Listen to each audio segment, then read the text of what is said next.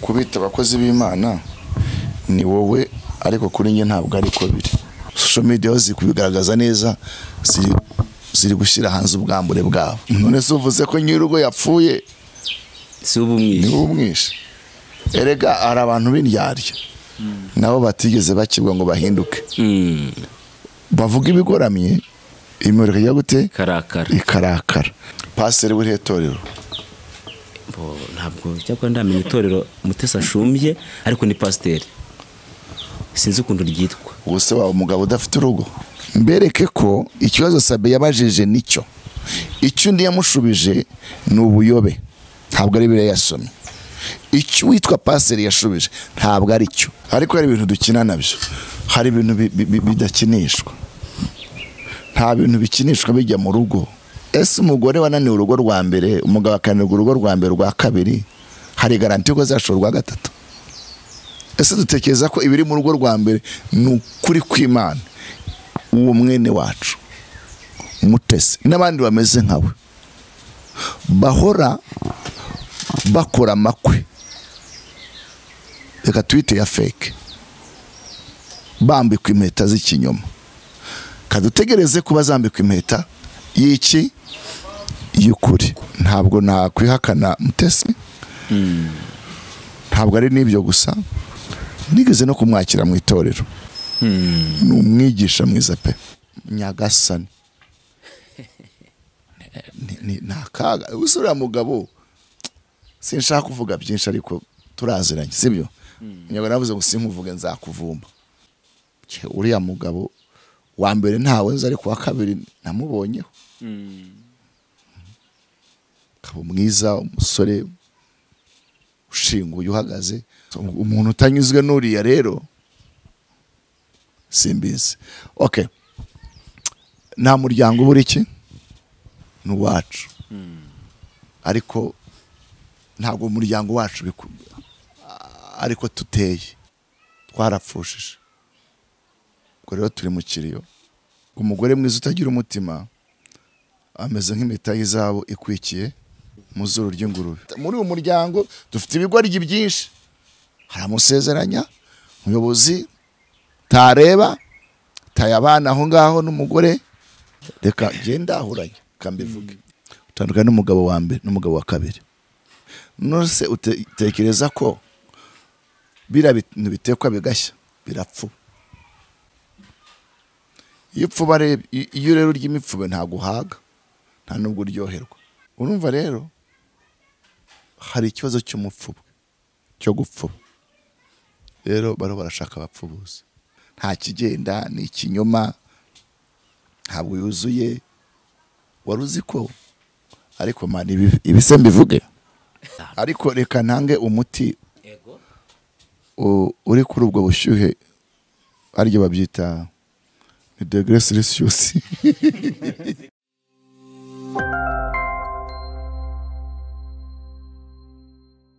Ibihe byiza nshuti abakunzi bacu babana natwe umunsi ku munsi, reka twongere tubasuhuza, tubahe ikaze, tubifuriza amahoro y'Imana aho muherereye hose, mugire ibihe byiza. Dutangiye tubifuriza umwaka mushya muhire. Ni ISEZERANO TV, ngewe nitwa Vital, ndi kumwe na Evode. Vital, amakuru ni meza, akomeye. Ndashimira Imana. Impemburo, igihe cyo guhembuka ni iki? Ni iki ngiki turabona umwaka urangiye abantu bari guhembuka uko biri kose. Yego, natwe abantu barimo barasohoreza amasezerano rwose, arimo arasohora nta kibazo. Kandi dushimye Imana n'ukuri ko dusoje umwaka turi bazima. Burya ni ikintu gikomeye cyane. Hari benshi batambutse twarabibonye, ariko twe turi bazima, ntabwo rero twabura gushima Imana. Imana ishimwe cyane. Kandi reka dushime Imana ko tugifite n'abadukurikirana, abakidukurikirana, ngo nabo nuko bakiri bazima. Nuko Imana yabarinze, tunabashimira ko babanye natwe muri uyu mwaka wose. Kandi twizere ko bazaduherekeza n'umwaka utaha tukabana nabo. Yego. Imbere yacu rero turi kumwe na Pastor Gabriel. Pst Gabby niyo turi kumwe n'umukozi w'Imana. Ejo bundi muri cya giterane cyabaye baremera abantu, babaha umunsi mukuru, nabonye abantu bandika comment nyinshi bavuga ngo Pst Gabby abwiriza neza. Pastor, turakwakiriye. Agatawe cyoro ni cy'Imana. nidushoboza niba baranahindutse ubutumwa bwiza bukabageraho.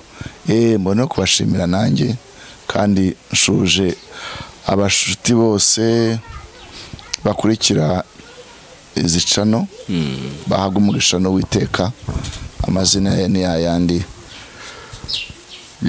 Murakoze, duhaga umugisha twese hamwe. Turanezerewe cyane rero kuba turi kumwe n'umushumba Gabriel, ne tugiye kuganira uyu munsi. Wowe wakoze subscribe kuri izi channel zombi turagushimiye, nawe utarayikora reka tubwire gukandeho kugira ngo uyu mwaka tugiye gutangira tuzabane mu biganiro byacu bya buri munsi. Pastor, reka tubakire dutangire n'isengesho tubone ukuntu kwinjira muri iki kiganiro cyacu. Yego, kaba dukurikiye twese duhuze umutima dusenge. Mwami wacu Yesu Kristo, turagushimiye ko abanye natwe baturinze. Mwami, tugeze ku mpera z'umwaka, turakwingiza kugira ngo ukomeze wawe natwe nk'uko abanye natwe ibi bitambutse byose.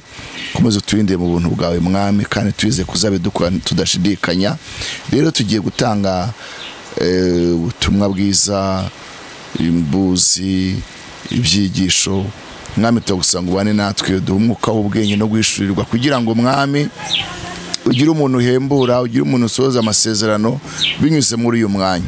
Urakoze ubuntu bwawe watugiriye, ni mu izina rya Kristo se tuze kubikoze. Amen, amen. Murakoze. Amen. Pastor, uyu mwaka wabagendekeye gute? Ni iki cyiza mwahuyemo nacyo muri uyu mwaka? Ni iki kibi mwahuye nacyo muri uyu mwaka? Uyu mwaka ntabwo nshobora kuvuga detaye, ariko uyu mwaka twahuyemo n'ibintu byinshi bitubabaza, turamo n'ibintu byinshi bidushimisha. Urumva rero yabaye imvange utari andi yasosoma, ariko ni imvange y'ibintu nyine bijyanye n'ibyo utubajije. Kuvuga detaye rero twarara hano mu kiganiro, kuko umunsi ku wundi duhura n'ibibi, duhura n'ibyiza, kandi muri ibyo bibi nabyo ni ibyasezeranyije ngo umunsi kuranye n'ibibi byawo byose.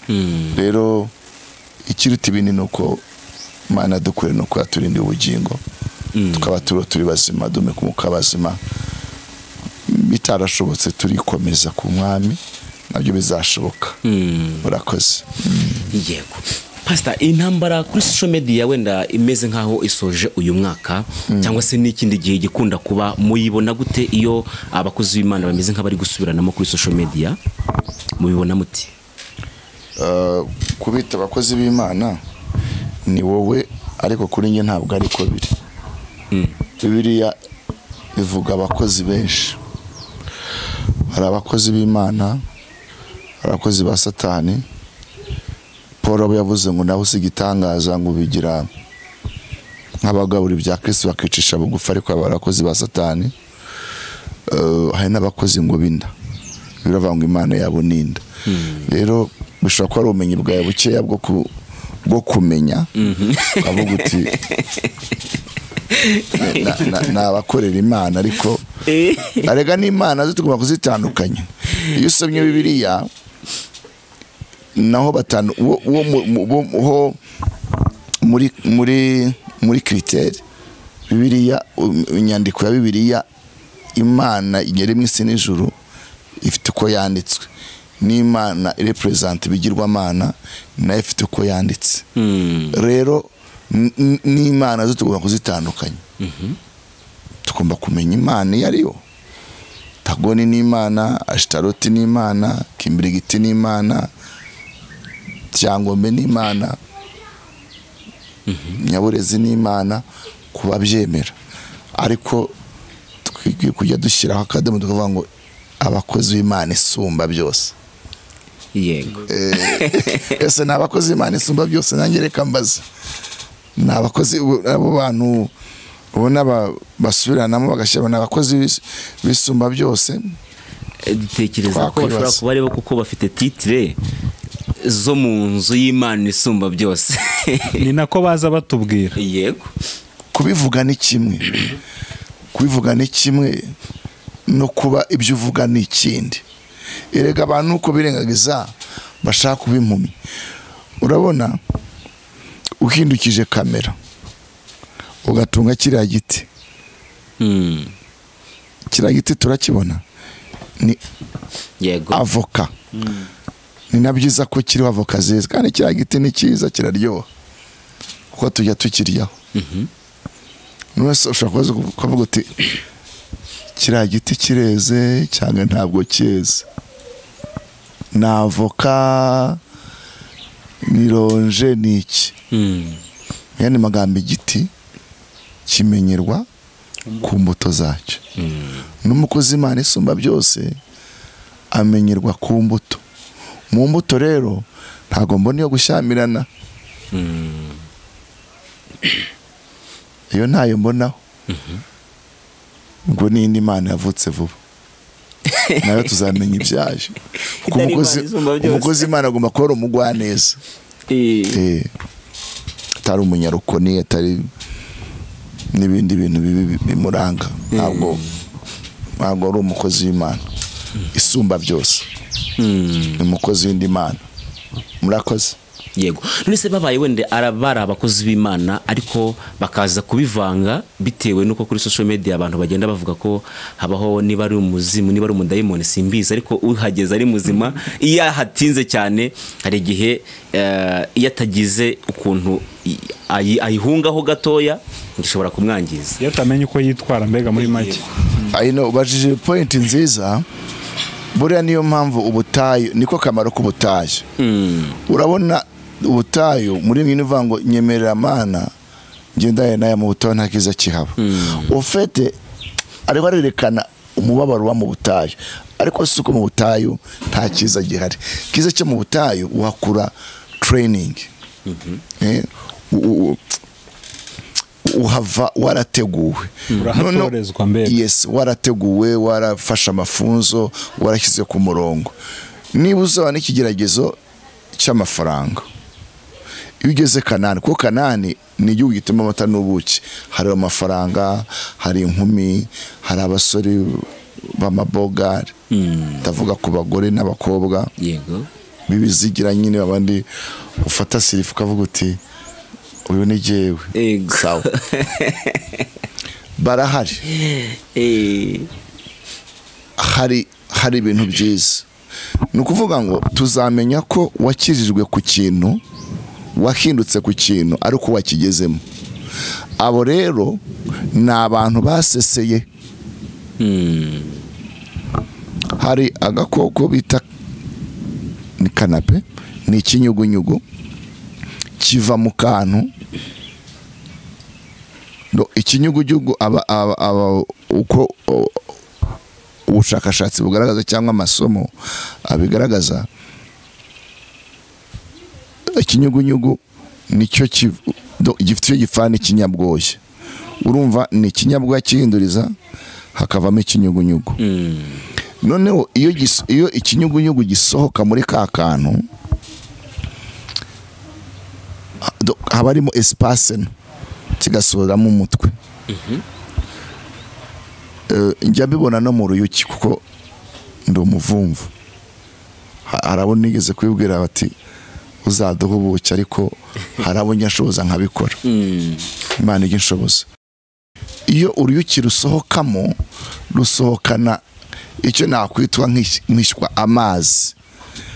Bisaba rongo ubanze rukure, rwumuke, rubone gusohokamo. Umva iyo rusohotsemo ntago rusubiramo. Reka nange urugero rw'ikinyugunyugu, ntago rusohoka ngo rwinjiremo, ahubwo rusohoka ruhita ruguruka rujya guhiga bitewe n'icyo rwaremewe, kuko nazo zigira inshingano nyinshi mu mutiba. Hari abiru, hari ingabo, hari bashinzwe kurinda umwami, hari Imana iremye ibintu bitangaje. Noneho muri uko gusohokamo urumva ruba rukandwa.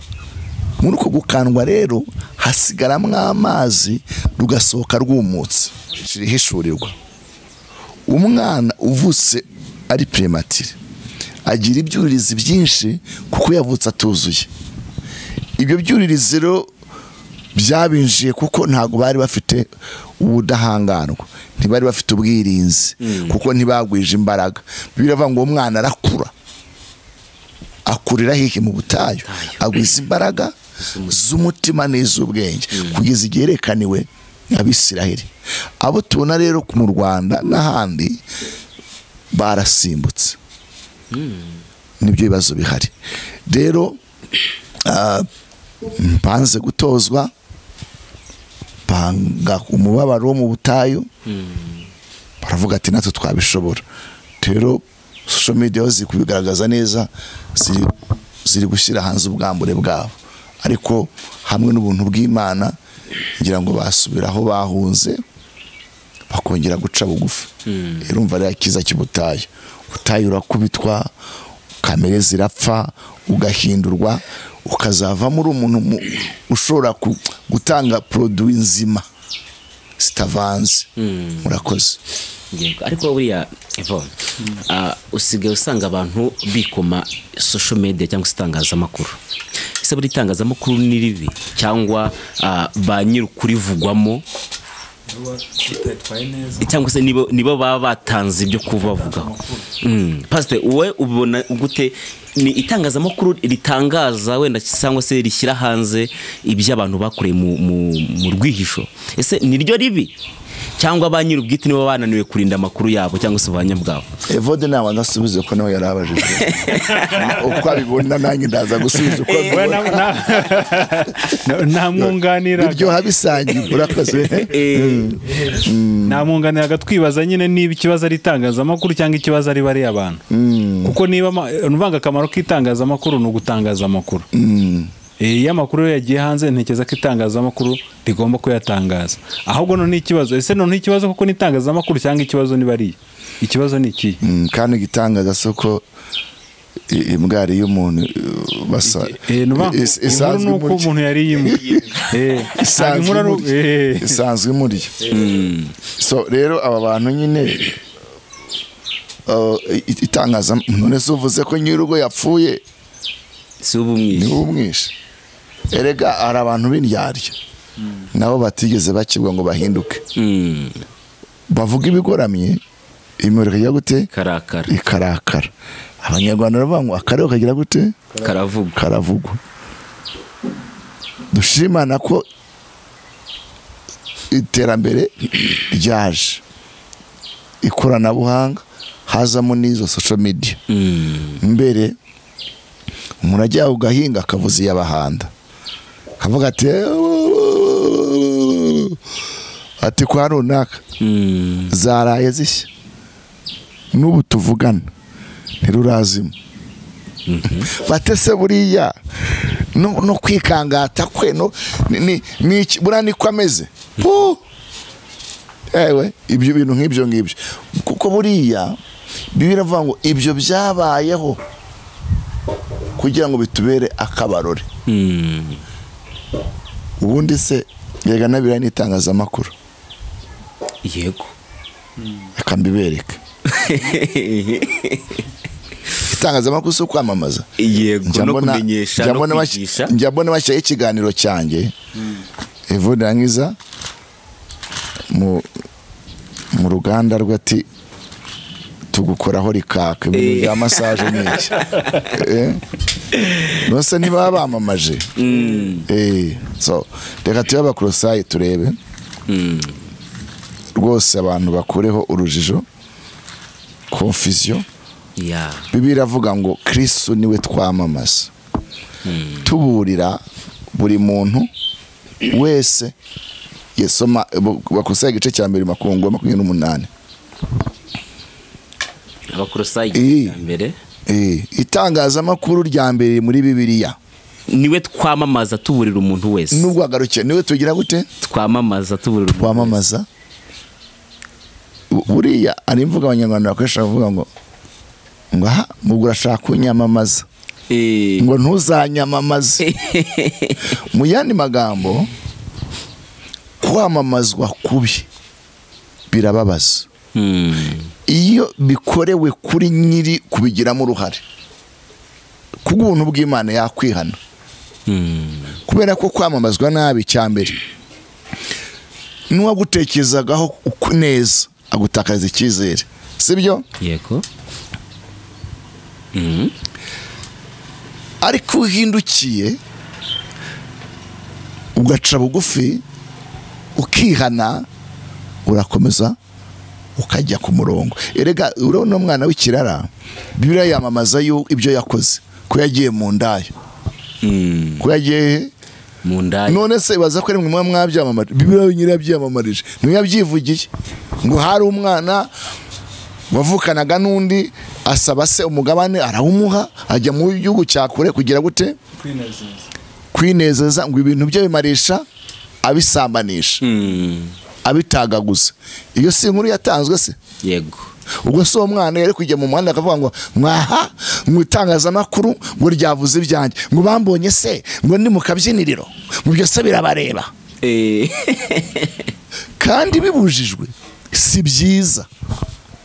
Rero itangazamakuru ni inkoni nziza ishobora guhana umunyabwenge akumva, ariko umupfapfa we azakomeza abe gutyo. gusa ntibikwiriye gutukisha izina ry'Imana cyangwa se umurimo wa Kristo, ngo bishyirwe itorero cyangwa se abatumishi bose ngo bashyirwe muri amburera imwe y'ibibi. wenda ibyo nabyo murasa kubibazaho. hari abantu bazima, hari abantu beza. Paul nuvuga ngo haba mu buhemu, haba mu buriganya, Kristo agira gute? aramamazwa. mu yandi magambo, haba uburiganya, haba ubuhemu, haba ingeso mbi, ariko Kristo aramamazwa. Murakoze. ya mbona rero abantu itangazamakuru barifata muri angere imwe, kandi dushinzwe gutangaza, ubwo no kumenyesha, kwigisha no guhugura no gutesha. yego. hanyuma hamaze iminsi muri social media hari inkuru zigiye zitandukanye za bamwe mu bakozi b'Imana cyangwa se mu bavugabutumwa. reka iryo jambo ndikosoreho, ariko niko batubwira. ariko n'abavugabutumwa nabyo ntonyongereho, arabavugabutumwa bwiza, n'abavugabutumwa. none se ambasaderi ntasohoza ubutumwa? hari akarimo tujya twumva karirimba ngo umugabo nusohoza ubutumwa, haniga mu ijambo agira gute? agasohoza ubutumwa. aho karirimbo ni keza, ariko hari ubutumwa bwiza, hari n'ubutumwa bubi. rwose ni ubutumwa. none se uwatumwa kubeshya we agenda akabikora, ntiyaba ari intumwa se? tubona nabyo tugomba gusobanuka. ni ubutumwa, navuga ubutumwa bwiza.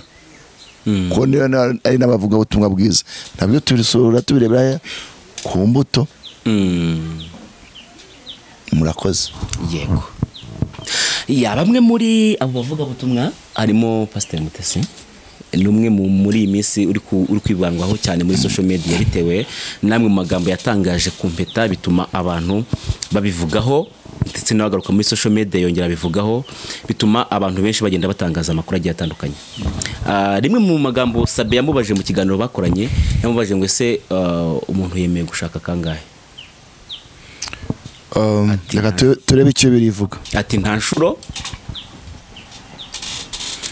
wavuze ngo nta nshuro ninde? ni pasiteri, keretse warasenye nibwo utakongera, ariko warasenyewe cyangwa se utarabigizemo uruhare kugira ngo usenye, ati nta nshuro. pasiteri w'irihe torero?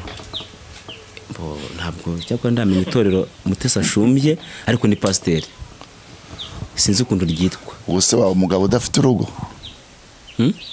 wa mugabo udafite urugo ufite igihe icyo nirinda, ntabwo nshaka kuvuga ibyo ntazi, ndavuga ibyo nzi. yego. navuze ngo navuga ubutumwa bwiza.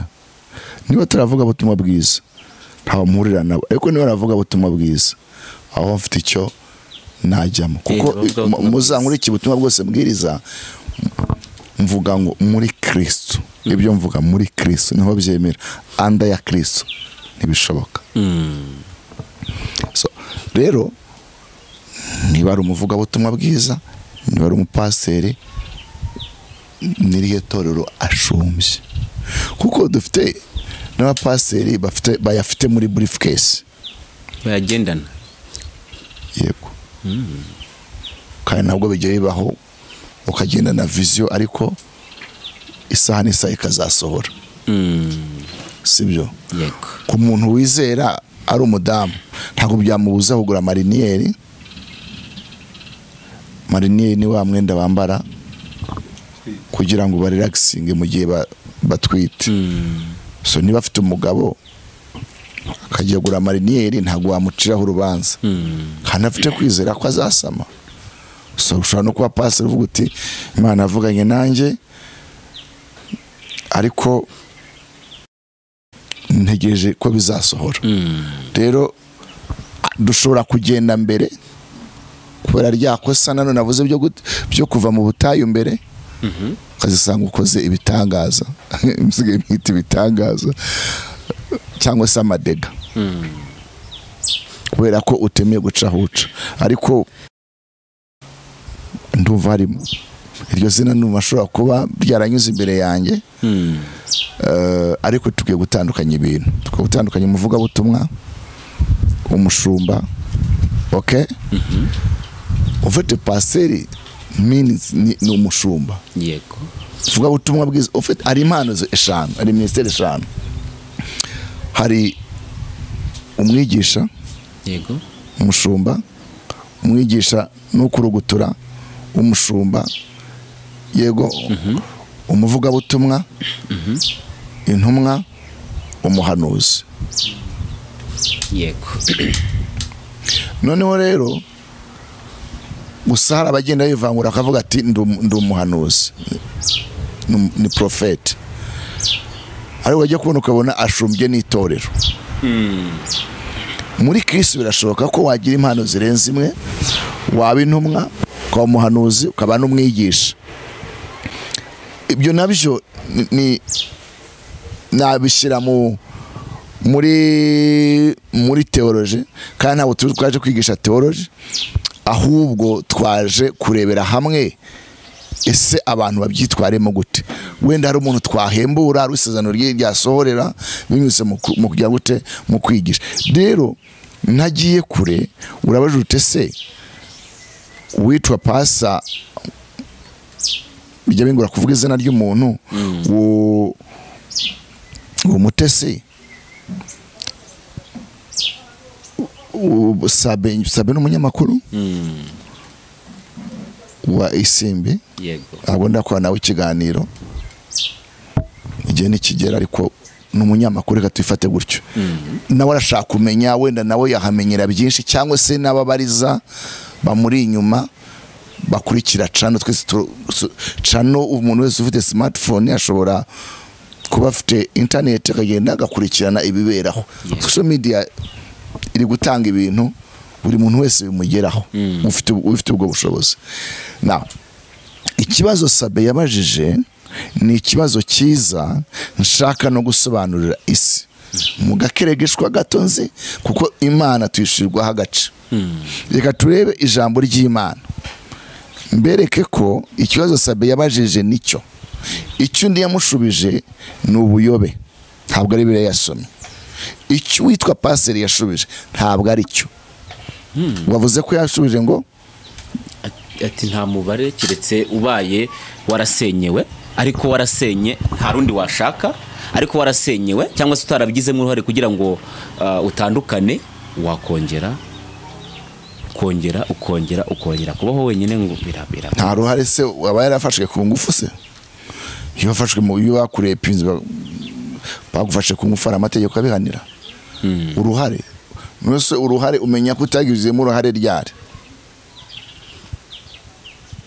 umenya ko utagizemo uruhare ryari bisubiza ibyo bintu nawe no bibajije ubwo nawe nashingira ku magambo yagiye avuga yashingiye ku mpeta y'ikinyuma y'umuntu wamubeshye akayikuramo akayimusubiza we nashingira kuri ibyo y'umuntu ushobora kukubeshya cyangwa se akaguhemukira mu rugo ukabona wazarupfiramo ukarusohokamo ukagenda ukajya gushaka urundi ariko hari ibintu dukina nabyo hari ibintu bidakinishwa nta bintu bikinishwa bijya mu rugo kuko urugo nyango navuga ngo ni factory Imana iteguriramo abantu navuze ngo iyo gufatwa ku ngufu icyo cyakirahanirwa amategeko aragihanira. Noneho rero bitameze bityo ngo umenyeshe ikibazo cyawe ko wafashwe ku ngufu, uhora bigizemo uruhare. Ikibabazo rero abantu bamaze gusinda. Igihe isigaye ninda no kujya mu makwe, njya mu makwe make. Sorry, suko ntaje mu bwawe siyo mpamvu ariko ariko tumaze kujya amadeception menshi kubijyanye n'amakwe. Ariko mbona n'abantu asitari ko bakunze mu makwe, ahubwo nibyo basanga muri abo makwe, nibyo bibakurura. Ni za nyama, ni amafiriti, ni kwa kugaragara, ni za table d'honneur, nibyo byapfa bitapfa. Kuko umuntu muzima akwiye gutekereza, kubera avuga ngo ingeso mbi zanduza nziza. We ntuzashaka kujyana n'umuntu ufite ingeso mbi, please, ntabwo ari we ndavuga umuntu ufite ingeso mbi ngo ugende wifatanya nawe avuga ngo ntabwo uzabihanirwa. Nigeze njya gusengera ahantu mu ishyamba, noneho twari kumwe n'abantu, kumba abantu baza kwateretanira bambaye za mina n'amakora, abandi bagiye gusenga, ariko bari barabuzanyije igihe ntabizi. Polisi dushyira ku murongo, none bakagusaba ko ufata buri wese ku rutugu rwe cyangwa ugafata umwenda we. None wari wambaye iwabunuje yambaye kora, baramukubita. Bamukubise atangira kuzamura itiku, borongeye barahonda, ariko wicecekeye barimo jewe ntawigeza nyakura. Ariko nanjye nafashwe hamwe nabo. Kubera iki? Ariko urumva ko iyo uza gutera kamera yo kuvuga ati dore abantu batumvira amategeko, nubwo ntakubiswe ariko hari image itaragayigaye neza. Rero abo bantu bamenye ko bari kujya muri ayo makwe y'ingo zazubatswe, zasenyutse, zongeye zasenyutse, bariho umugayo. Reka dusome ijambo ry'Imana icyo rivuga, dusubirishe Bibiliya kuda gusubirisha iki amagambo yacu. Matayo dusomere ibice byaho 19.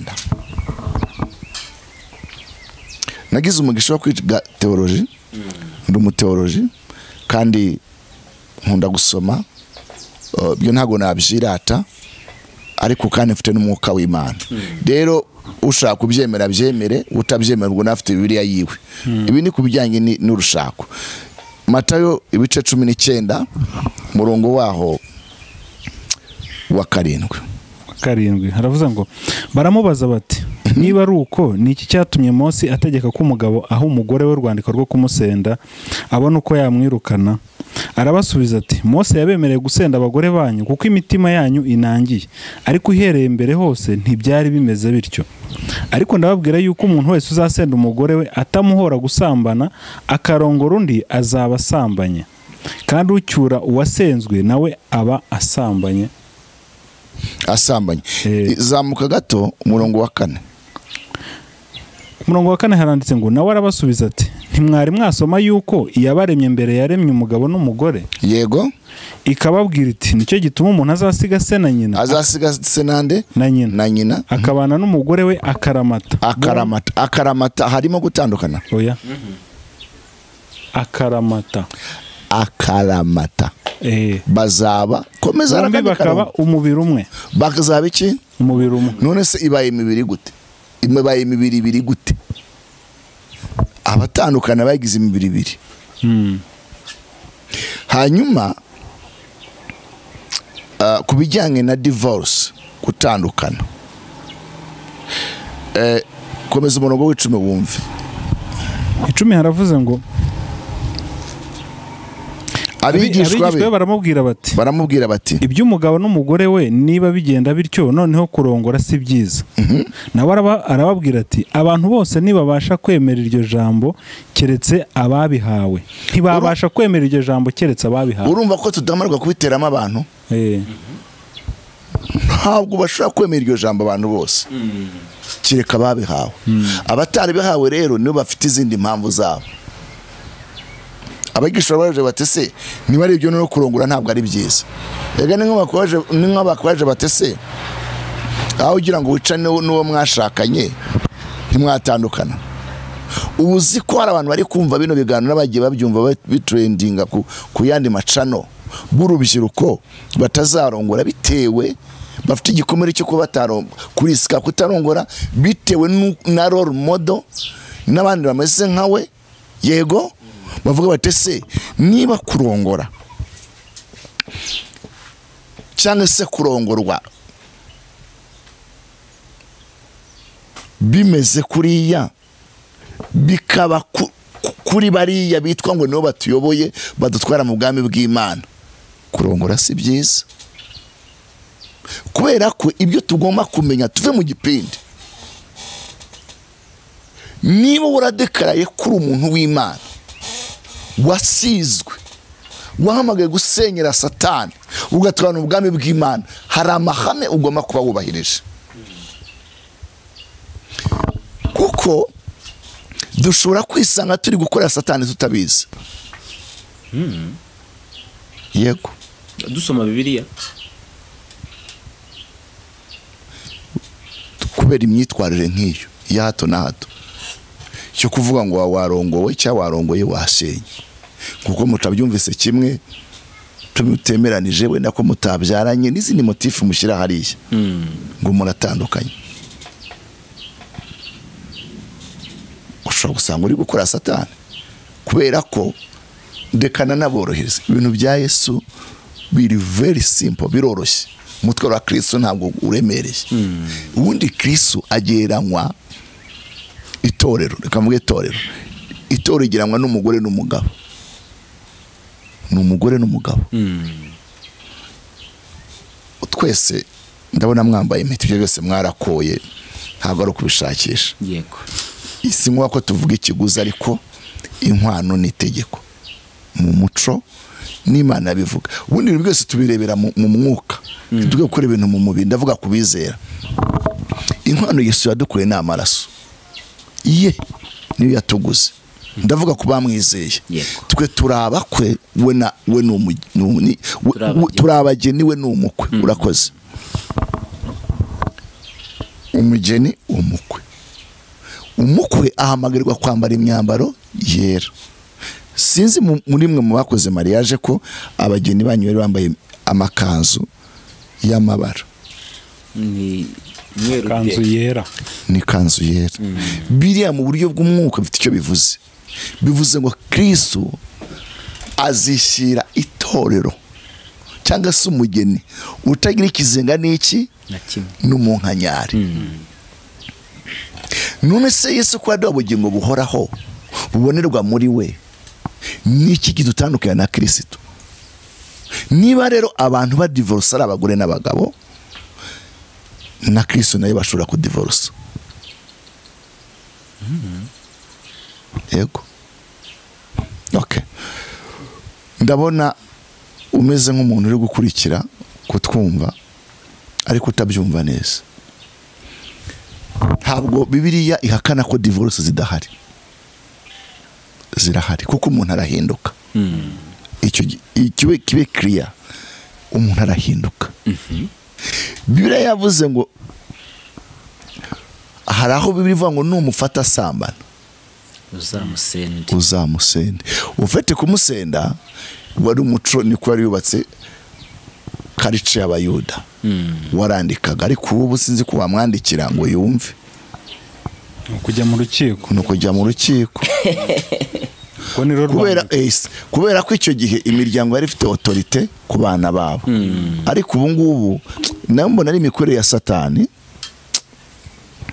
Ni imikorere ya Satani. Satani yihishemo. Ufite imiryango ikwiye kugira imbaraga kuruta amategeko. Kuko amategeko ni uruhurirane rw'abantu, ariko bayize. Ariko n'ubu harano bikiba, hari ibibazo by'abantu bikemurwa mu miryango bitagiye mu mategeko. Yes.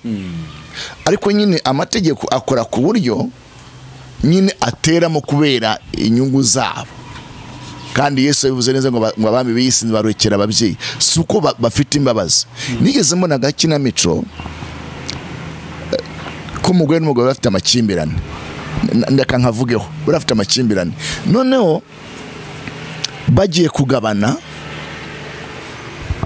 hari uburyo umwana nawe wibazaga se turamugabana gute, bari bafite umwana umwe, ariko umugore amera nkaho yinjiye mu nzu, I think numva ari ibyo, n'umwana aza kwinjira bahita barakinga, ariko avoka babandi nyine baza gutangaga, baza gufata imyanzuro y'urukiko, yari afite amadokima ari aho ngaho ahita ahera hanze, noneho abandi bagiye mu nzu bariyunga, we asigara yababaye. Mu yandi magambo akazi karabuze, gutandukana kwabo niho yari kungukira. Urumva rero dukwiriye kwirinda gutwara ibibazo byacu hanze, yego, kuko inzu y'Imana igize gute irihagije. Mbone no kubivuga, social media iza kuko abantu bananiwe kwifatira ibyemezo, kavuga ati rero akazi turakabonye ni sure deal, kuko abantu bakunda byacitse.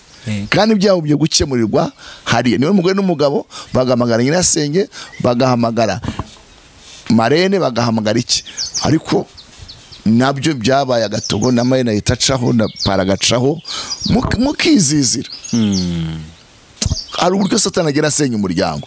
Rero Bibiliya yavuze ko ushobora kumusenda wanditse urupapuro, ariko mu gihe upfura ubusambanyi. Bibiliya yavuze ngo mu gihe dusomere ijambo kurindi, amakosa abantu bakora batayazi. Mu gihe divorce bayeho, Bibiliya yemera gutandukana, ariko harimo kondisiyo. Wahageze wasubiye 19 umurongo waho, umurongo hera ku murongo wa 8. Murongo wa 8. Arabasubiza ati, Mose yabemereye gusenda abagore banyu kuko imitima yanyu inangiye, ariko uhereye mbere hose ntibyari bimeze bityo. Ntibyari bigize gute? Bimeze bityo. Murongo wa 9. Ariko ndababwira yuko umuntu wese uzasenda umugore we atamuhora gusambana, akarongora undi, azabasambanye. Kandi ucyura wasenzwe nawe abasambanye. Azabagize gute? Azabasambanye. Ubu Bibiliya iravuga ngo hari ubusambanyi abantu twihutira kunomaho, tukavuga ngo bafitiwe muri hoteli, ibimenyetso bibe birafatika, kamera zirahari. Ubwo n'ubusambanyi buri fizike bugaragara. Ariko Yesu akavuga ngo nurebye umugore wa mugenzi we akamurarikira, ariko gereka mvuga ngo nurebye umugabo wa mugenzi we, yego, kamurarikira, abagize gute? Urumva operasiyo ya mbere igo yakurekewe hehe? In heart, mu mutima, imbere mu bugingo. Yesu nawe bibona nk'ubusambanyi. None niba ni ngombwa ari ubusambanyi bwawe bagatandukana, Bibiliya avuga ngo niba, umva kantu gakomeye, uzacyura wasenzwe azabagize gute? Sambanye. Bibiliya avuga ngo azabaye iki? Igishuba ziko. Kandi noneho rero niba ari n'umusambanyi, hari ibyo damagerwa guhita akora kuko yasambanye. Birasobanutse. Hari ikintu Satani yarandiganije. Hanyuma se niba abasambanye ari bagomba gutandukana, abatasambanye bahamagarwa gutandukana, umva Bibiliya nta nubwo inabemera na gato. Icyo udashobora kuresista, kwihanganira,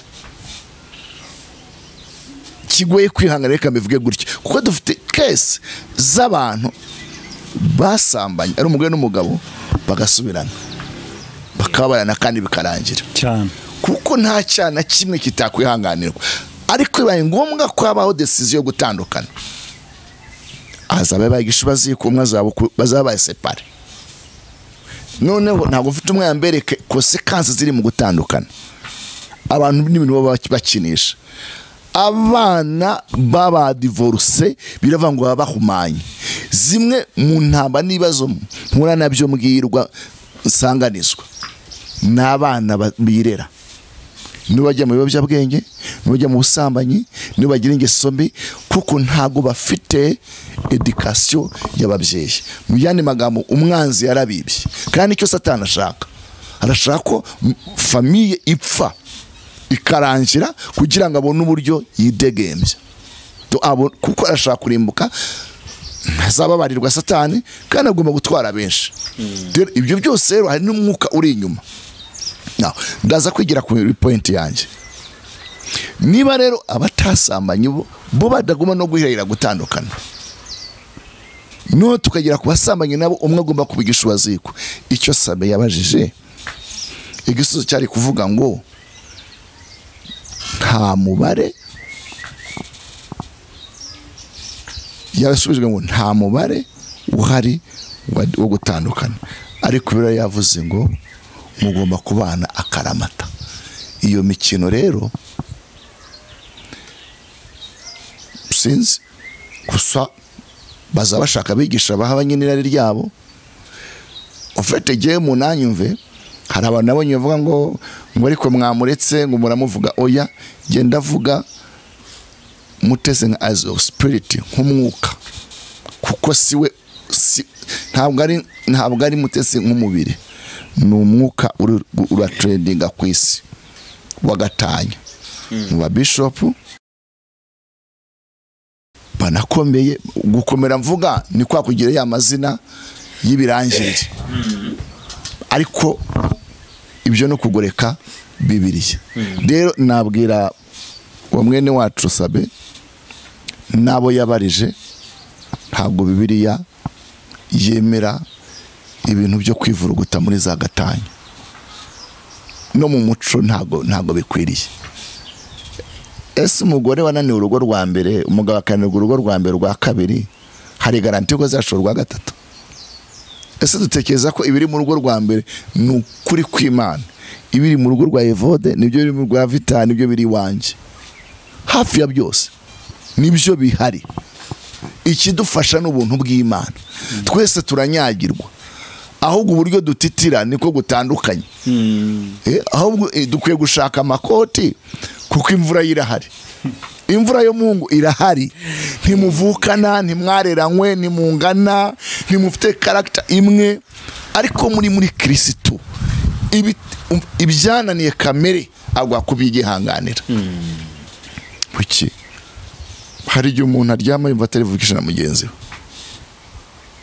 ariko ubuntu bw'Imana mwikoreka gusanga avuga ati ariko umushinyigira abapfapfa ihangane. Na ibyo by'imeta za fake se, hariho arija, hariho kwivure, hariho na zahabu. Ikibazo se ni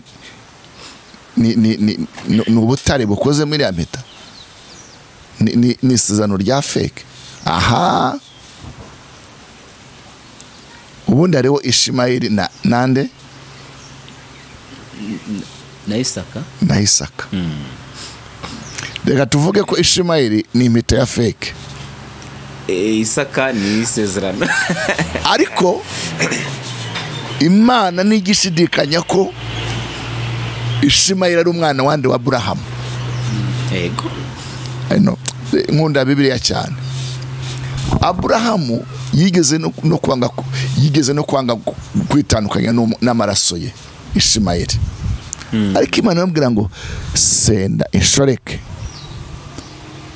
n'umwana, kuko batazaragwa hamwe n'iki n'isezerano. Reka tuvuge ngo Ishimayeli ni impeta ya fake y'ikinyoma. Isaka ni impeta y'isezerano. Ariko birivuga kuri Israeli iri mu bata bwa none. Hariho Palestina na Israeli. Uno musi ari conflict mu rugo rwa Aburahamu. Niya ntambara tubona ya Israeli na Palestina. Buriya n'abavandimwe. Bamwe baturuka ku isezerano ry'ukuri no ku isezerano rya fake, ariko bose barabyawe. Dore rero aho ruzingiye. Nemera ko ntabwo ndaca imanza, ariko ndasobanura ibintu ku ijambo ry'Imana rivuga. Niba uwo mwene wacu Mutesi n'abandi bameze nkawe bahora bakora amakwe, reka twite ya fake, bambikwa impeta z'ikinyoma, kadutegereze kuba zambikwa impeta y'iki y'ukuri. Isaka azavuka, ariko dore Ishimayeli ahora ari iki ari ihwa rijomba. Igira gute rijomba? Kuko ibituro turavuga ntabwo bizavaho. Iyo ni inkota ya mbere ihora mu mibiri no mu musokoro ijomba. Harugeze avuga amagambo ngo ntacyambwiye ngo nibavuga amagambo agira imbaraga. Amagambo arakurya akakubaza kuruta inzuki, biterwa n'uwo yavuze naho yavugiye. Iyi ni inkota ya mbere ku byo wikururiye. Ese Aburahamu kuki yabyaye Ishimayeli? Nuko kutihangana kwande kwa Sara na Aburahamu. Imana yamubwiye ngo umuja ntabwo azaraganwa, umwana w'umuja ntazaraganwa n'uwisezerano. Niko byabaye. Uno munsi bafite intambara abameze nkabo kubera ibyo bintu. Uzi kugira abana wabyaye hanze ku mugore wa mbere ufite nabo ku wa kabiri, hari n'igihe urisika kutamubwira ko wahembwe kuko bariho barasaba indezo. Abana bahuriye mu rugo cyangwa se warabatandukanije. Iyo si inkoni. Rero ntekereza ko nawe aho ari nkwiye kumusaba kugira ngo yihangane ategereze ibihiye kuruta kuba muri ibyo muri ubwo buzima. Erega twese wenda turareba ku rugo, ariko ba Ishimayeli ni benshi. Business ishobora kuba Ishimayeli, ushobora kugenda ugafata amafaranga kuri banki Imana itabikubwiye, cyane ko igihe ntemera mu madeni. Uguza ni umugaragu w'umugurije. Yego, Imana itubwira ko tuzaguza tutazaguza, ariko nabyo Imana yabikoreramo. Ariko mwabiha amahirwe byibura nka 90 10%, 10%. Ndaba mu bintu guherwa umugisha mu ideni ni 10%. Ko dufite kese z'abantu benshi bafite stress, bari kwicwa na depression, yego na za pressure kubera amadeni. Ariko iyo uhombye, iyo iba ari Isaka cyangwa iba ari Ishimayeli. Ituvuga amasezerano ntiturebe ku mugore n'umugabo ku rugo. Amasezerano ni menshi, yaba business, yaba ikintu icyo cyose cyiza Imana yakubwiye, ariko urangiza ukirwanirira. Ibyo bintu no kwirwanirira ntabwo Bibiliya yemera ko dukomeza gusenya ingo, dusenya ingo. Bibiliya yemera ko umuntu yemeye gushaka umugore umwe bakabana iki akaramata. Ubwo nawe azatubwira n'isezerano yasezeranye. Byakwanga bagatandukana. Bibiliya ntabwo yavuze ko bigomba kwanga batandukanye n'akaramata. Iyo ari akaramata ni akaramata, ariko hari uburyo kukugoraguza. Erega Mose, Bibiliya yavuze bashatse kwitwaza Mose ngo nawe yajyaga abemera ko ba divorce. Imana ngo yamwemereye kubw'imitima yabo igize gute yinangiye. Niyo mahirwe ya nyuma. Umva no kugoraguza, ariko siko byari bigomba kumera. Ni imitima yabo yinangiye. No gushaka abagore benshi kwari ku imitima yabo yinangiye. Kubisano gake bashaka abagore barenze umwe, ariko nabyo byari imitima igize gute yinangiye. Rega igihe umuntu ashegera ibintu akabikora, akakora mariage n'umwe agakoresha yabishegeye nyine. Imana rega ntabwo ifata ku ngufu, niwe wihitiramo. Murakoze. Hanyuma ku mugabo wa kabiri cyangwa se ku bukwe bwa kabiri, niba ari ubwa kabiri niba ari ubwa mbere simbizi neza, wenda muraza kutubwira. Niho hantu hagaragayemo ko nawe uri mu bantu bagiye gufatira Mutesi Dembo. Ikitasobanutse ni igiki? Impamvu nahisemo kuza kubabaza neza nuko mu kiganiro twahamagaye Dieudonné ari nawe wagiye kumufatira irembo bwa mbere, avuga ko utari ubirimo gusaba baherekeje, ariko amera nkaho hatirizwe nyuma yaravuga ngo twari turi kumwe. Numva hameze nkaho harimo ku none se ni cya kibazo nibaza. mwanze kwemera ko byabaye wabahaye icya mbere mwanze kwemera ko bitabayeho wabahaye iyo nkuru yababeshye ikitumvikana ni igiki. ntabwo twabyemeye ko byabaye cyane ko mwatubwiye ko mutajya mukunda gutaha amakwe bitewe n'ibintu bikunda kubamo byo gutandukana kwa hato na hato amakosa agenda aberamo. Ofete ikiri aho ngaho nakivuze mbere sinkunda gutaha amakwe. Hanyuma umuntu wabahaye iyo nkuru ntekereza ko ibyo yababwiye bidahabanye n'ibya nyir'ubwite. None se nyir'ubwite nyiri gufatirwa irembo yababwiye ko atatandukanye, kuko iyo harimo gusaba no gukoramo no gufata irembo ndumva rero ntabwo nakwihakana Mutesi. Ntabwo ari n'ibyo gusa, nigeze no kumwakira mu itorero yigisha ku gitabo cya Yobu. Ndibuka ko ubundi iyo umuntu abwirije neza nkunda kumubibamo. Nakoze no mufuka mubibamo, kandi icyo namubibye niba azakurikira kino kiganiro nicyo nari mfite. Ni umwigisha mwiza pe, yigisha ku gitabo cya Yobu, arigisha numva n'umuhanga, numva ndafashijwe. So urumva rero kuri tele iki kibuga tugihuriraho, twagihuriyeho inshuro zirenze imwe, inshuro zirenze ebyiri, ariko nta yindi relationship mfitanye nawe. Ubwo ngubwo kucyo nabamvuze ku byo mbajijwe ku bijyanye n'ubukwe bwe yasubije icyo birivuga. Ntabwo ndatana, nta na gahunda afite yo gutana, nta nubwo nzanatana.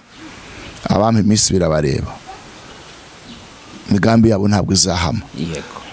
Navuze ko ibibazo ingo zihuramo twe duhuramo nabyo, ariko umuntu nadasenga ngo rege gutegereza Imana azaba yikurura inkota, kandi inkota se ufite uburyo se wayirimita, kandi yakubanguriweho. Hega n'abagiye bavuga ngo Dawidi ngo baramututse, Dawidi baramututse, barabashima abandi, bamutumuraho ivumbi baramusuzugura. Dawidi baramututse, barabashima abandi, bamutumuraho ivumbi baramusuzugura. Wigize agatebagira gute? Ayorivu. Icyo si Nyarwanda cyumvikana. Ubu si ikintu kigiye mu ivu kiba cyubashywe. Ubwo umuntu yakwisiga ivuga avuga ngo ari mu cyubahiro, bayasuzuguwe. Rero umuntu akwiye kwigira akwiye kuba igikoresho kizima kibera nyiracyo umumaro. Yego, kandi biravuga ngo umuntu nitandukana n'ikibi. Ni Timote yandikiraga na Paul, avuga ngo mu nzu y'inyumba harimo ibikoresho byinshi, harimo ibiteye isoni, harimo iby'icyubahiro n'iby'umumaro byinshi, ariko ni wowe ufite guhitamo ukavuga ngo ndashaka kuba igikoresho kimbera umumaro cy'izahabu. Bisobanuye ikintu kwitandukanya n'ibibi, ngo bunyanga, byorari, kwifuza abagabo, kwifuza abagore batarabawe ukanyurwa. Yego, byose biva mu mutima w'irari. Ntunyurwe, ntunyurwe, ariko nyagasani ni nakaga. Usura mugabo sinshaka kuvuga byinshi, ariko turaziranye, sibyo? Nyabwo navuze ngo sinkuvuge nzakuvumba, ariko uriya mugabo wa mbere ntawe nzi, ariko wa kabiri namubonyeho. Kabo mwiza, umusore ushinguye, uhagaze, ugerageze no gukora uturimo kugira ngo abeho. Ariko umugore w'umusitari, so umuntu utanyuzwe n'uriya rero simbizi. Okay, nta muryango ubura iki, reka mvuge ngo nta muryango ubura iki, nta muryango ubura ikigoryi. ufite imico nk'iyo ngiyo. Ariko ntabwo ujugunye umuntu ufite imico nk'iyo ngiyo, urakumakuma. Ni uwacu. Ariko ntabwo umuryango wacu ariko tuteye. Umuryango wacu, ndavuga umuryango w'Abanimana, turubaka, turihangana, turategereza. Ariko ni uwacu. Ni uwacu. Turamukunda. Kandi mbona agira ubuntu bw'Imana agaca bugufi n'abandi bameze nkawe. Yavamo umugore mwiza, yaba umukozi w'Imana mwiza. Ariko tubisengere. Anyway, murakoze. Nuko bisengera. Hanyuma se iyi gahunda yo kujya kumufatira irembo, mwari muyizi cyangwa mwarayitungujwe nk'uko twagiye tubyumva mu buryo bubiri butandukanye? Iyo mvuze ko ni uwacu, haba hakubiyemo byose. Nanabahaye n'ibindi wenda mutari muzi. Naramwakiye no mu itorero.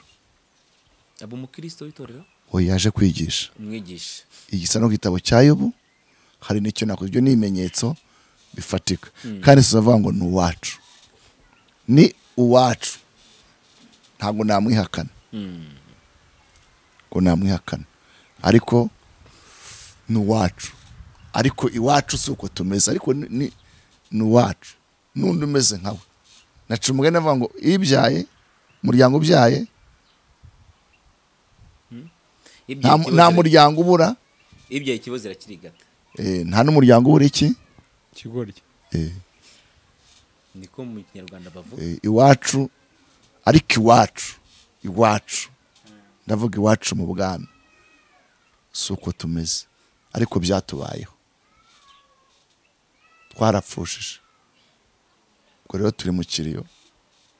Ariko siko bimeze. Abatwumva bafite gahunda yo kuzaza kudusaba umugeni. Si uko tumeze. Byatubayeho. Kandi mutwihanganire. Turacyasenga Imana. Ese pastor, ntago ushobora kuba wenda wararetse kujya utaha amakwe ya hato na hato bitewe n'icyo kintu gishobora kuba cyarabaye kuri Mutesi, n'uwo muntu wabonye wenda ukabona ni mwiza, arashinguye, agerageza no gukora, kandi ubona yaba umugabo mwiza, ukabona biranze, bikaba byagutera kutuvuga gufata decision uvuga ngo reka mbe mparetse gutaha amakwe yose. Bibiliya iravuga ngo ko niwo muvugizi wanjye, umugore mwiza utagira umutima ameze nk'impeta y'izahabu ikwikiye mu zuru ry'ingurube. Ku bantu bakora ubworozi bw'ingurube, ingurube iratangaje cyane. Ingurube ntigira isuku. Okay. Niyo utanayitabaye ngo uyikorere isuku, nibwo buzima bwawe. Yikundira umwanda, yirira umwanda, cyane ko mu buryo bw'umwuka igereranywa n'utiza n'umupagani. So umugore rero mwiza, uri ufite bote, ufite physical appearance, wambara ukaba smart, uri eloquent, uzi kuvuga neza, nyine uri ubavuga badekiri bavuga ati asa na wa mugore bamwe bajya bayoberaho bakamusenga, asa na Bikira Mariya. Bamuha ishusho nyine nziza kugira ngo bamushyireho icyizere, ariko si byo. Niyo foto wawe unusa kuriye, ariko udafite umutima. Bavuze umutima ntabwo ari inyama, ni ya character ya Kristo yo guca bugufi, yo kubaha, yo kuganduka, kugira ubwenge. Iyo utabifite, bya bindi byose byiza twavuze, ya bote, ya physical appearance, bwa bitekerezo, bwa bwenge, ariko kudafite umutima, ni impeta ikwikiye mu zuba ry'iki ry'ingurube. Mu kanya gato urabona iyo yagize gute, irayizamuza umwanda, mazira ntoki iki. So simvuze ko abasa neza batubaka, ariko ikigenderwa n'umutima. Rero mu makwe menshi akenshi bakunda kureba bya bindi bigaragara, yego bije ifatika, habayemo protocol, urumva muri bije nobonekeramo n'ibiryo kandi ukunda kurya, ariko si uko nataha ubukwe, ariko narabigabanije. Uretse no gutana ubukwe si nkuda no gusezeranya amakwe, kubera ko harabukure bukavuga uti ubu ntibuzabaho. Mfite abantu benshi bashatse ko mbasezeranya, ko gusezeranya by'iki gihe nabyo birimo diro. Urabizi ko iyo ufite ntabwo ushobora kubo chance cyangwa amahirwe ugira ufite recommandation cyangwa se certificate ya mariage, sicyo kimwe na single n'umusiribateri utayifite. Ibyo rero biguha amahirwe kugira ngo uzabone visa, kuko bavuga bati icyizere umugore n'umugabo bagirirwa sicyo kimwe n'umusiribateri yagirirwa. Bamwe bakabikora nka business, twikorera amakwe. Umupasire bazazaho w'igicupuri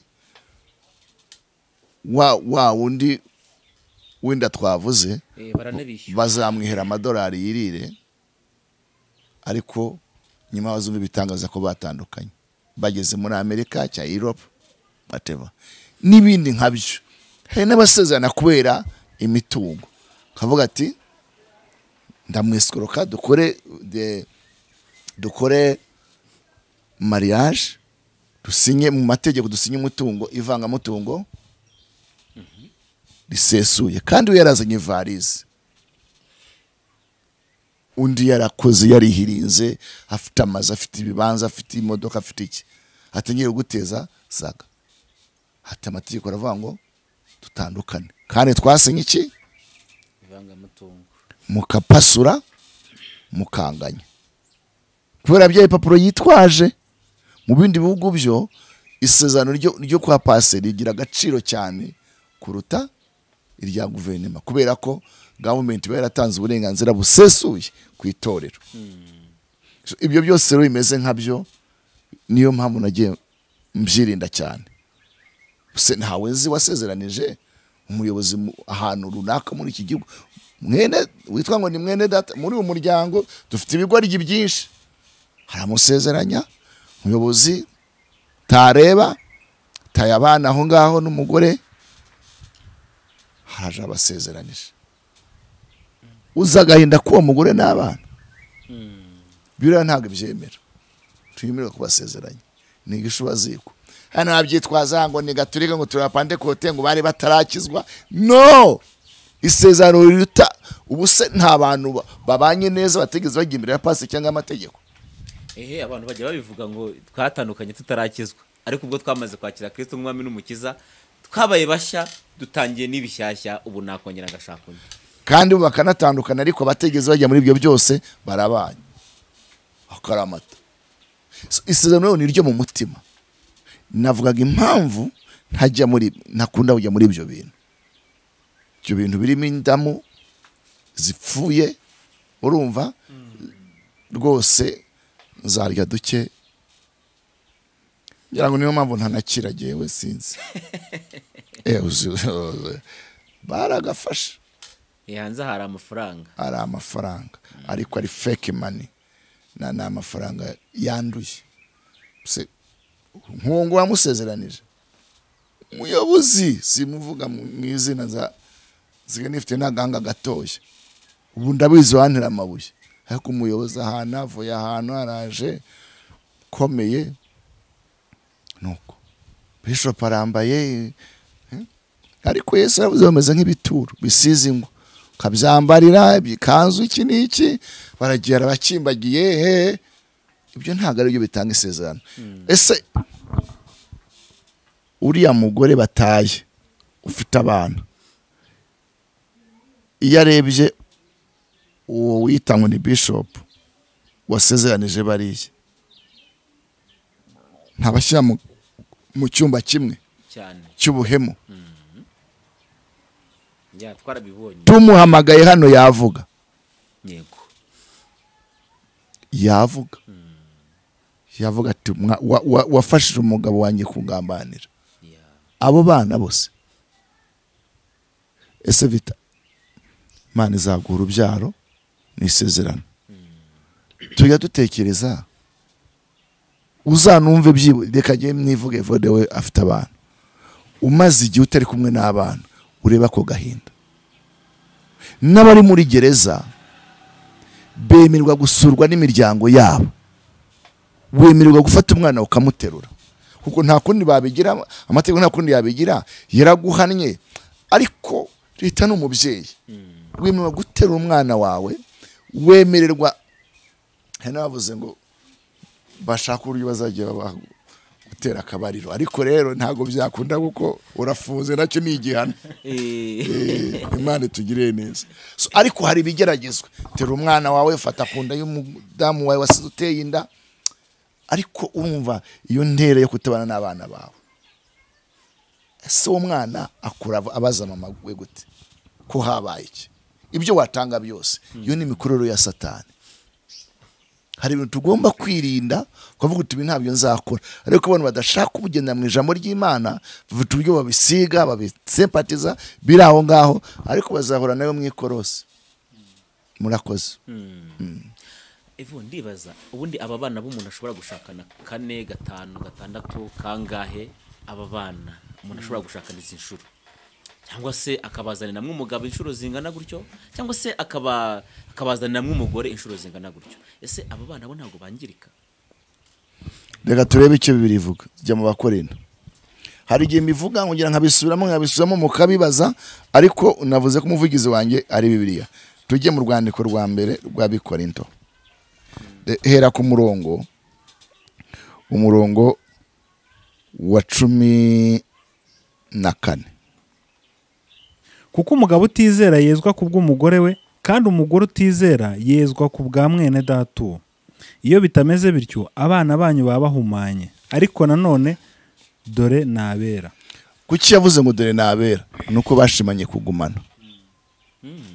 kuko bari muri saka ya gatanya abantu bakisubiye Korinto ati ntabwo tubyumva kimwe nasanze ari impeta y'ikinyoma nasanze Imana itari we yambwiye bampanuriye ko hari uwundi tugomba kubana ba muri Amerika Amerika mana yanjye abantu bahinduye nk'ijuru kandi hari indushyi ziri muri Amerika cyababwira ariko se uri muri Amerika urataka urakennye waje kumbona birutwa no kwibera hafi ya famiye yawe ntujye gusufurira hanze umwana w'ikirara Imana yahaguhera umugisha impamvu nyinshi zigaragara bumva ko bafite kugira ngo batane none Paul arababwira ati ariko nakababwiye ko wa mugore ushaka gutana ihangane hano no banapresiza ku mugore cyane ababwira ngo umugore wizera ufite ingeso nziza bizaba umugabo wo gukizwa nareba ingeso cyane ko twe tuwe amatorero mugene mu kweri research n'abandi bapaseri n'abandi bayoboye amatorero abantu baza cyane mu itorero n'abagore no mugakize no bagaragara ubwo nyine niko byagenze noneho Paul akabwira ati mwa mugore we numukomeza kwizera no gusenga no gukizwa no kugira ingeso nziza bizatuma umugabo wawe akizwa ariko nimutandukana abana babaza bagize gute bahumanye mwahasomye dusubiremo abana baza bagize gute bahumanye dire gisubizo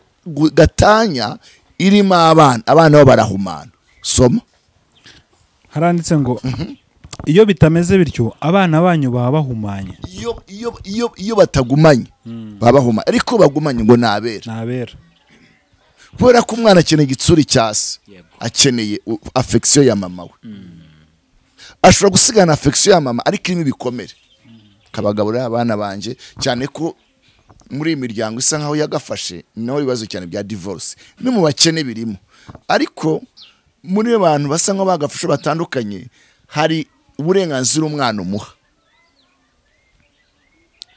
ukamwishyura amashuri ukamenya ko raso yabonetse muri abihugu abadukurikira murabizi ko amategeko yamaze kugabanya akemera ko umwana ajye ku ruhande rwa mama we cyane ko mwebwe mama nabarwanira kugira ngo mubahemberwe ndabivuze ni business kandi bazi ko ibyo nabyo birimo Satani abyihishe nyuma ababyeyi bagasiga barwanira umwana wabo ari amaraso amwe kugira ngo amafaranga aze kumurera, donc ahinduke house girl, umuyaye w'umugabo cyangwa umugore, bakarwanira umwana kubera amafaranga, pound cyangwa amadolari. Ariko ibyo yavuze ngo baba bahumanye abo bana, byaba byiza rero ko bagumana, kabone nubwo babona amafaranga se atanga indezo, leta ibagaburira ibafasha, hari pourcentage babagirira, ariko abana bagomba kubana n'ababyeyi babo, nibwo baba barabera. Ariko batanduke baba bahumanye, bivuze ngo baba bahumana gute? Bahumana mu bitekerezo, mu bugingo. Nigeze ntanga ubuhamya iyo nigisha kubijyanye na karande yo kutubaka, yo kutarongora, n'urongoye nawe ntiyubake. Ni imikore ya Satani yo kugira ngo abantu biyange. Mu bimwe byatumye njya mu biyobyabwenge, muri drugs, urumogi, inzoga, tayi, kwiyonona, nuko nakuze ndi umwana wa gatatu, umugore wa gatatu, umugabo unaniwe w'abagore, nawe wirambiwe, udafite ibyo guha umuryango.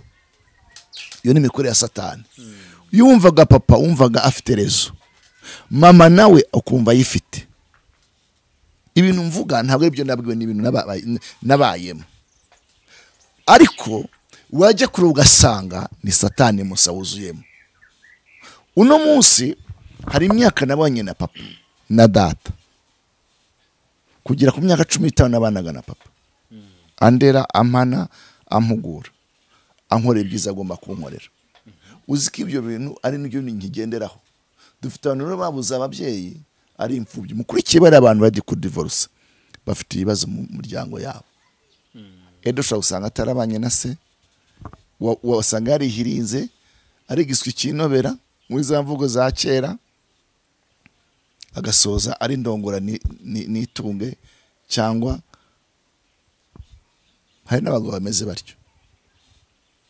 Nzitirirwa izina bw'abanuzi bwa Yesaya tukabucurika ngo abagore 4 bazajya ku mugabo umwe ngo turongore tuzitunga. Ugasanga n'abagore n'abasige barongora abagabo, wajya ugasanga umugabo no mupfubuzi. Mfite ibyo bintu nabyumva n'abandi mudukurikira. Reka genda ahuranye kambivuge.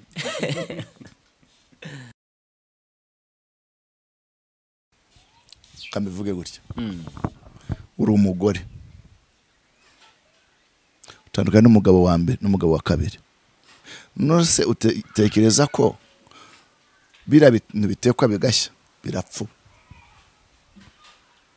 Iyo rero ry'imipfube nta guhaga, nta nubwo uryoherwa, uhora ushaka rero uburyo wapfubura. Barapfubuwe, kandi gupfuburwa biravuna. Uzi ko inkwi ziteka ibyapfubye arizo ziba nyinshi kuruta izari kubiteka bigashya, ari bishyashya. Imbaraga bazasaba bazakina kugira ngo ingo zibeho zizaba nyinshi, kuko byarangiritse. Haza uwa mbere yakwinjira muri cya cyumba, atari ko tandukanye n'uwa kabiri. Urumva rero hari ikibazo cy'umupfubwe, cyo gupfuba. Rero barashaka abapfubuzi.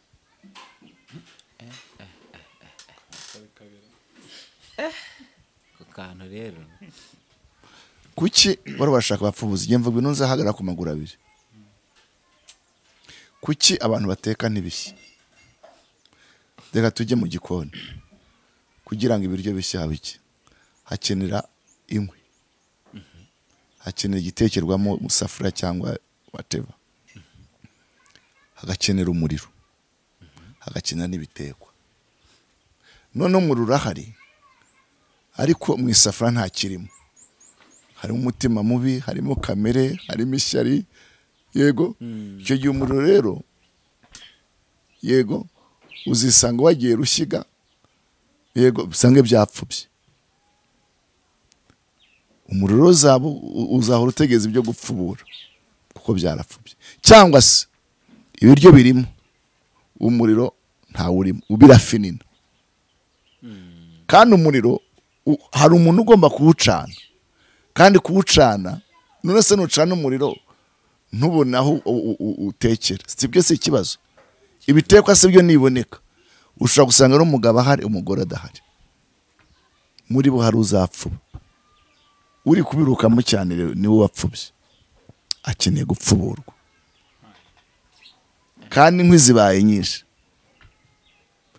Twari tubizi hanze abapfubuzi none byageze no mu nzu y'Imana. Ntabwo ndondogwa ariko niko biri. Impamvu tuvuga ngo gupfuba, Bibiliya iravuga ngo wa musore niba uzi ko umubiri wawe uhora ushyuha rongora. Muse umuntu yashyushywa n'iki umuriro. Yego. Rero ntibashoboye kuresista, guhagarara, kubashikana, umuriro waratse. Ashaka abapfubuzi, ni ikibazo gikomeye. Se babariye, banyweye, bambaye neza, basohotse, bariye inkoko. Izi nkoko se ziroroshye? Ntabwo zoroshye. Evo dizi nkoko zikurira amezi angahe, iminsi ingahe? Umuriro waratse. Shatse twazigabanya. Murakoze. Pastor, reka tugushimire tunagana ku musozi ikiganiro cyacu, kandi dusoze duha abantu nimero zanyu za telefone, kuko hari abantu bajya babakenera, uretse ko nimero ziba ziri ku kiganiro mo hasi, wenda hari igihe abantu bashobora kuzivamo cyangwa se bakaba bazireba ku kiganiro. Ni 0788 566 355. Biri mu mahanga wandika akamenyetso ko guteranya 450 788 566 Ariko reka ntange umuti. Yego. Uri kuri ubwo bushyuhe aryo babyita ni degré Celsius.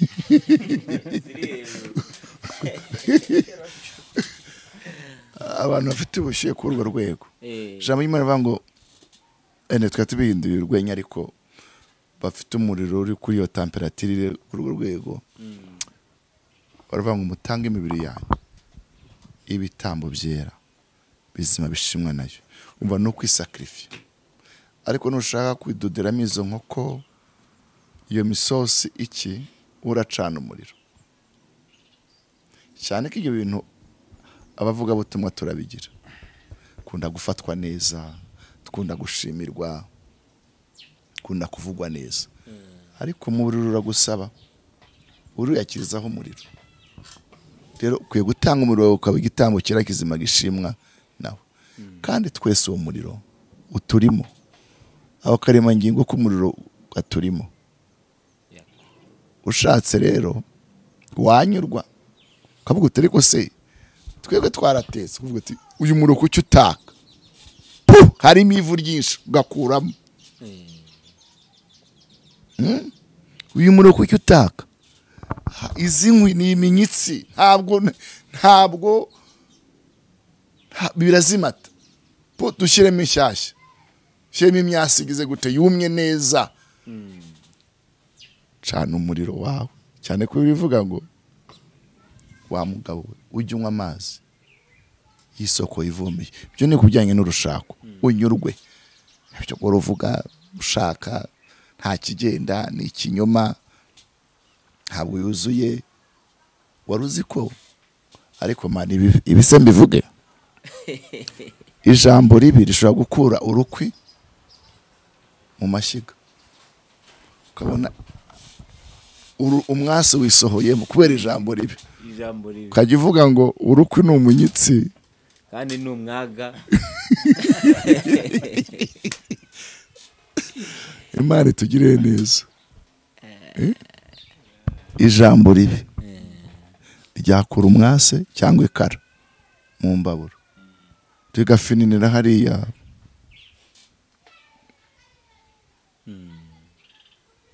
Ntiyuzuye, ni ikinyoma ntacyo. Kandi iyo ngingo ndababwiza ukuri niyo kabitera kabutinde tubwizanye ukuri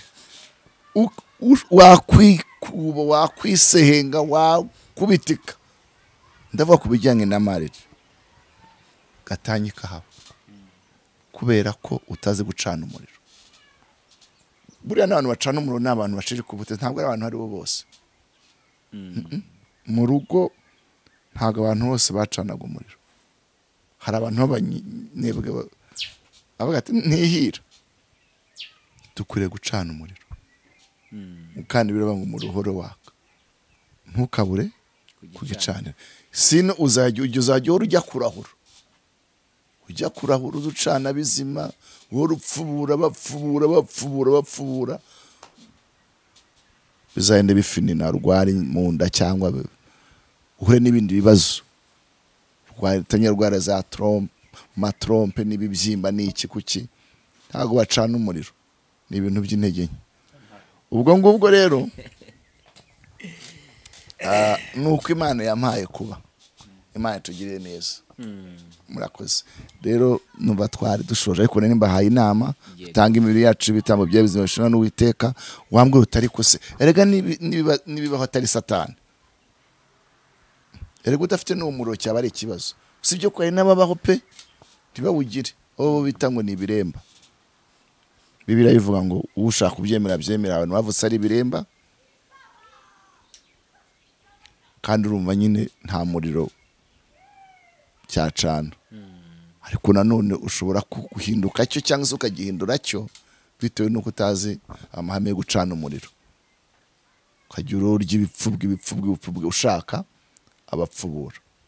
Iyo point irakomeye cyane. Reka dusenge. So mwami wacu Yesu Kristo, Imana y'imbabazi, Imana y'urukundo, Imana igira neza, turagushimiye kubw'ubuntu bwawe n'urukundo rwawe byo wadukoreye. Dusengeye imitima mwayi maze gusenyagurika kubera ibyo igenda yumva yakira, ariko ndagusenze mwami Imana kugira ngo wongere uhagurutse abumye, wongere ubahembure, abacitse wongere ubahagurutse, kandi abananiwe mwami bategereje amasezerano yabasohoreze. Ndagushimiye kubikoze mu izina rya Kristo, nizeye kubikoze. Amen. Amen. Shalom shalom. Murakoze. Nimumfashe dushimire aba bahanga Relax Life Center. Muri uru rugo n'uwazahaye hava ari injege, bamukorera isuzuma rusange bakareba imikorere y'umubiri, maze abazahajwe na amibe, igifu, umwijima, indwara z'ubuhumekero, ibibazo byo kutuzuza inshingano z'abashakanye, indwara z'imitsi n'izindi, bakazibamururaho bakoresheje inyongeramirire n'ubundi buhanga nka reflexology massage yongera ubwirinzi bw'umubiri ikarinda na stress. Bafite hydrotherapy machine yirukana ibinure, amaraso agatembera neza, ikaringaniza umubyibuho, ugacukubiri n'indwara zikomeye nka diabete. Hari kandi detoxification isohora imyanda mu mubiri, dore ko burya 30% by'indwara ziterwa n'iyo myanda. Bakagira fitness machine zikangura ibice by'umubiri bidakora neza, bagukorera imbonerahamwe y'imirire ijyanye n'ikibazo ufite, maze mbere yo kugusezerera ukongera ugakorerwa isuzumwa rusange kugira ngo utahe ntacyo utaka. Uvuye kuri gare ya Kimironko utaragera ku rusengero rwa Foursquare Gospel Church, urabona icyapa cy'ikigo Relax Life Center. Telefone ni 0788302368. Iyi nimero iri no kuri WhatsApp. Relax Life Center, inzahura buzima.